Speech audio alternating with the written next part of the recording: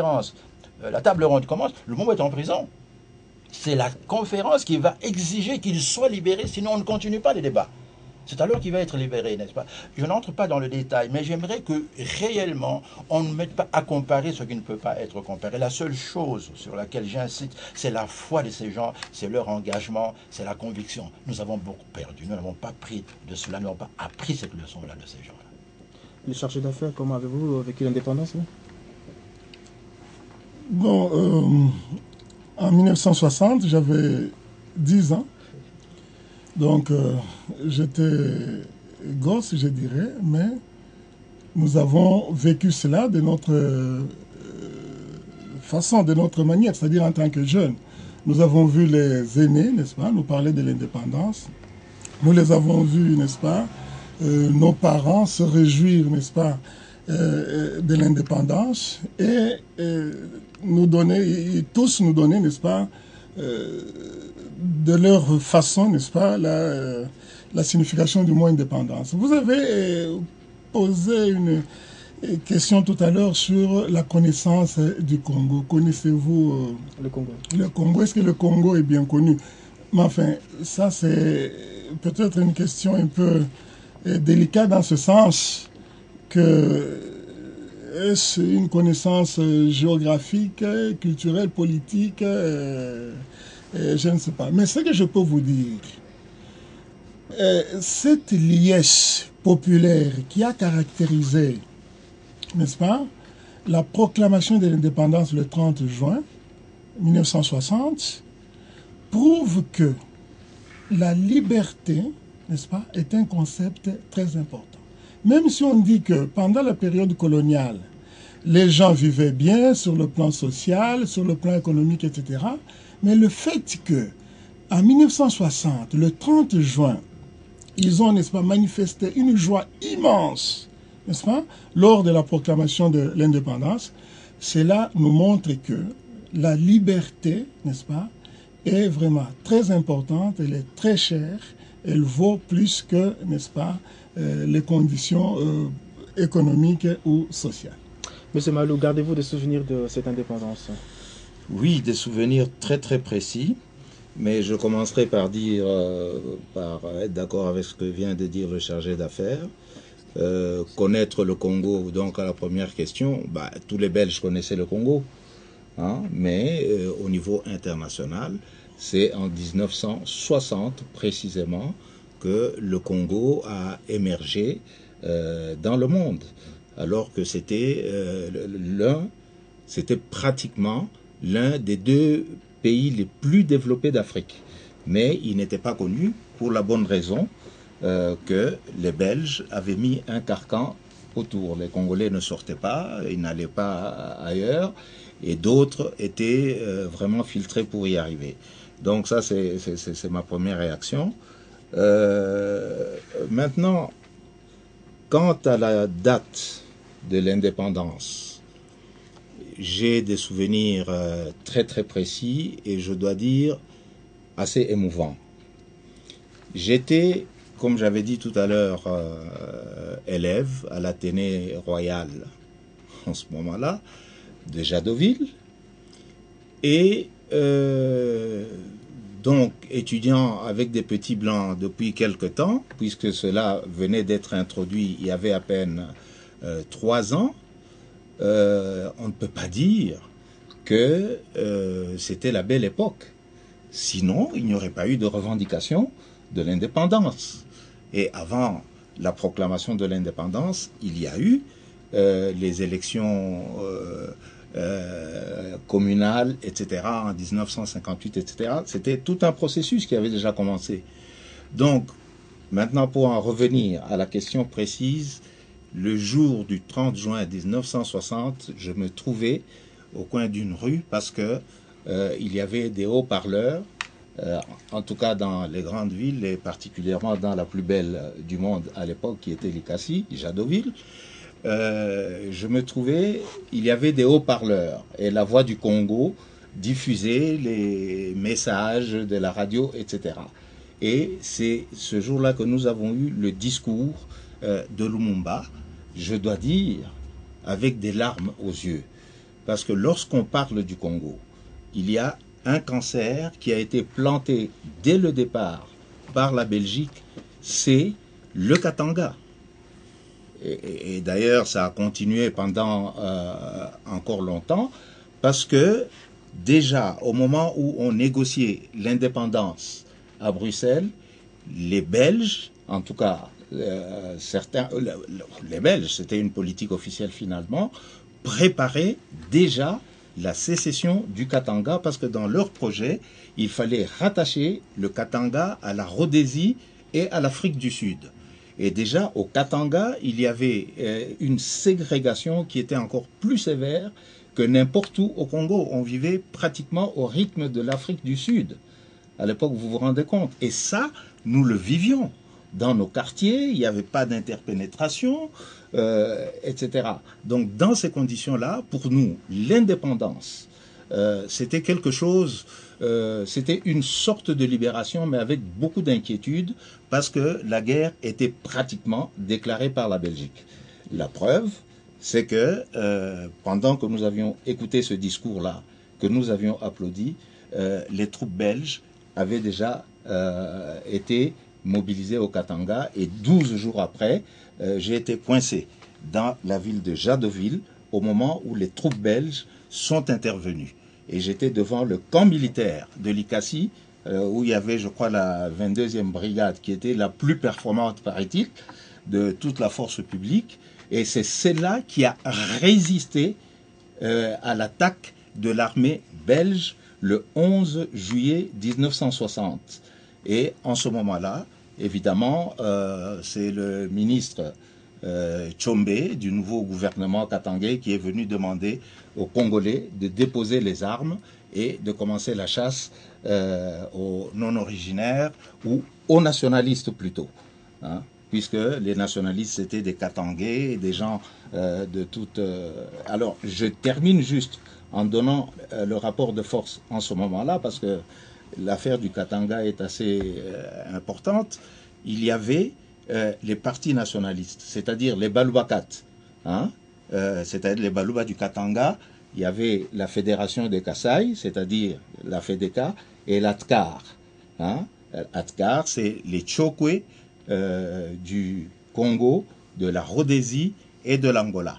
Et ces trois mouvements formaient le cartel nationaliste qui avait la majorité au Katanga. Et les Belges ont utilisé la minorité pour proclamer l'indépendance du Katanga 12 jours après l'indépendance. Voilà les souvenirs assez précis que j'ai eus avec l'émotion que vous pouvez comprendre. Merci. Est-ce que la date du 30 juin fait-elle l'unanimité? Fallait-il accéder à l'indépendance en 1960? Est-ce que c'était tôt ou tard? Voici quelques réactions de Congolais qui ont voulu répondre à nos questions. De ceux qui pensent que l'indépendance de la République démocratique du Congo est intervenue un peu tôt, fallait peut-être attendre 15-20 ans plus tard. Vous êtes de cet avis? Non, je ne suis pas de cet avis. Hein. J'entends de cela de gauche à droite, mais je crois que le vrai responsable du désastre que nous vivons aujourd'hui, c'est le peuple congolais. Parce que le peuple congolais a reçu de nos parents un pays beau, prospère, et nous avons, par nos gérances qui a été désastreuse, je citerai le défunt président que nous avons, Mobutu, qui a fait qu'aujourd'hui nous nous trouvons dans ces situations-là. L'indépendance, c'est que nous le savons, l'être humain est né égaux à tout.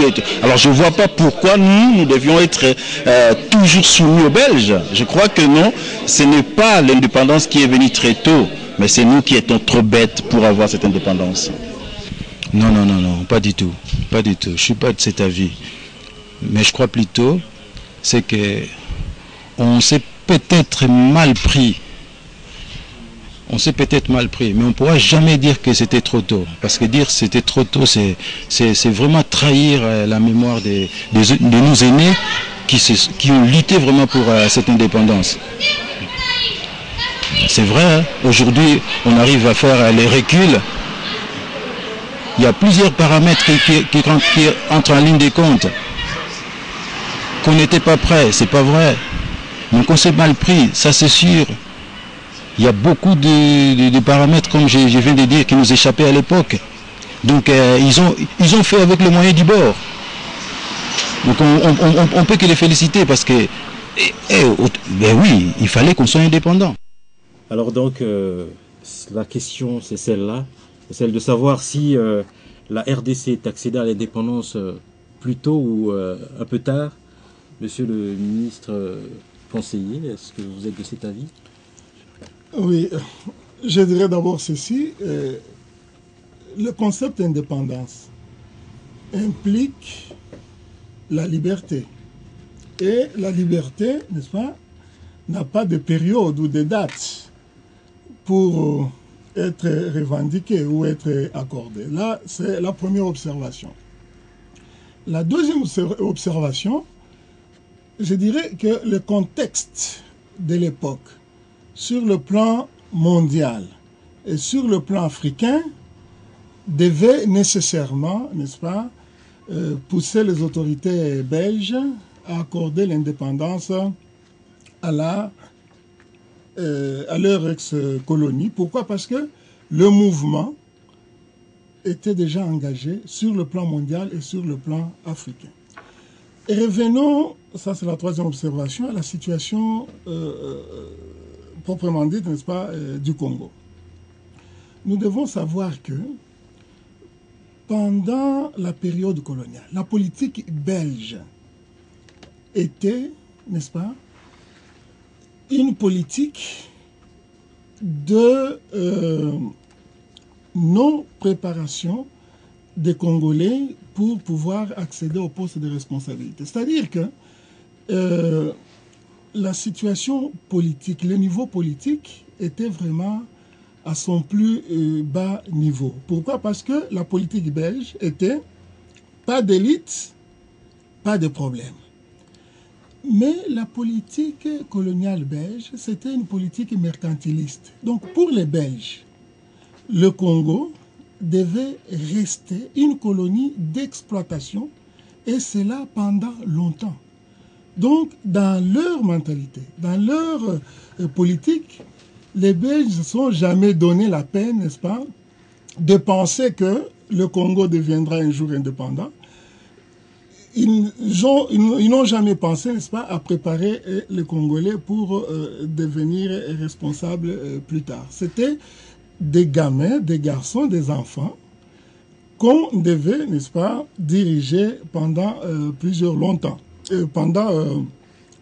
années encore et pendant longtemps. C'est ce qu'on appelait le paternalisme. Mais il s'est fait que, à partir de 1955, avec le document du professeur Van Bilsen, je ne sais pas si vous avez déjà entendu parler du professeur Van Bilsen, il avait publié un document dans lequel, n'est-ce pas, il avait fait l'analyse, il avait comparé le niveau politique des ex-colonies françaises et britanniques et des ex-colonies, je dirais, françaises et anglaise, bien sûr, et le niveau politique du Congo. Le constat était amer. Donc, le Congo était à un niveau très très bas. Et il a préconisé ce qu'on appelait le plan de 30 ans pour l'émancipation du Congo. Donc, d'après le professeur Van Bilsen, à l'état où se situait le niveau de préparation des Congolais, en 1955, il aurait fallu 30 ans pour pouvoir accorder l'indépendance au Congo. Et c'est à partir de ce moment-là qu'il y a eu, n'est-ce pas, éveil politique public.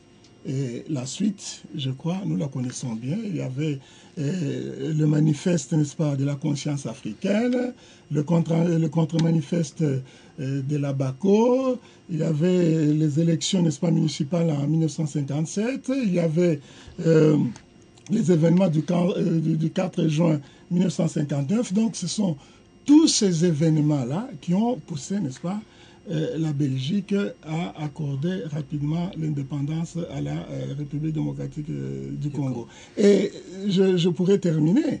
Donc ces événements-là ont poussé le roi Baudouin Ier des Belges à faire une déclaration au Parlement belge le le 13 janvier 1960, et c'est dans ce discours-là, n'est-ce pas, qu'il avait promis l'indépendance à l'ex-Congo belge, en disant que cette indépendance-là sera accordée pas dans la précipitation et sans atermoiement. Donc c'était des termes bien courants à l'époque.